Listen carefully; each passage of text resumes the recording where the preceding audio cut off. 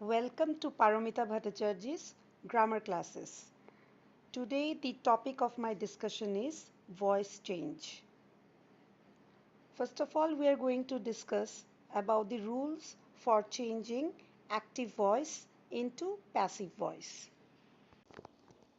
Rules for changing active into passive. Rule number 1. The object of the verb in the active voice becomes the subject of the verb in the passive voice. Example, I do the work. Passive voice, the work is done by me. Rule number 2. The subject of the verb in the active voice becomes the object in the passive voice, generally preceded by the preposition by. For example, she was singing a song, active voice, and in passive voice we will say it like this, a song was being sung by her. Rule number 3, the main verb is changed into the past participle form and it is preceded by the correct form of the verb to be in passive voice. Example, you have to admit this. In passive voice, we will write like this. This has to be admitted by you. Another example, there is no time to lose. In passive voice, we will write like this. There is no time to be lost. Rule number 4. There are some verbs with two objects. In such cases, either of the objects, preferably the personal object, can be changed into the subject and the other is retained as an object. This object is called retained object. Example, Reena offered me a seat.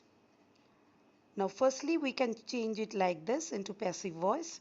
I was offered a seat by Reena. Another way also we can do it. A seat was offered to me by Reena. Rule number 5. Double passive should be avoided in a simple sentence or in a single clause as it may give a wrong meaning. While changing the voice of complex sentences, the voices of both the principal and subordinate clauses should be changed. For example, we hope that we shall finish the work in time. In this sentence, we hope is the principal clause and that we shall finish the work in time is the subordinate clause. Now, how we will change this into passive? Let's see. It is hoped that the work will be finished in time. Let us take another example. We must endure what we cannot cure.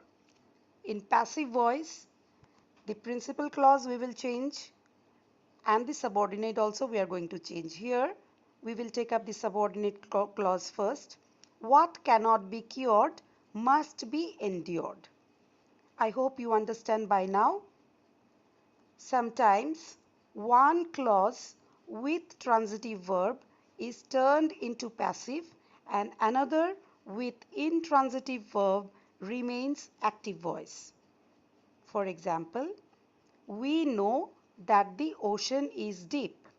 Here, that the ocean is deep, the subordinate part, it is acting like a intransitive. So, we will change it like this in passive voice. It is known to us that the ocean is deep. Now, let us look into the chart of tenses in active and passive voice.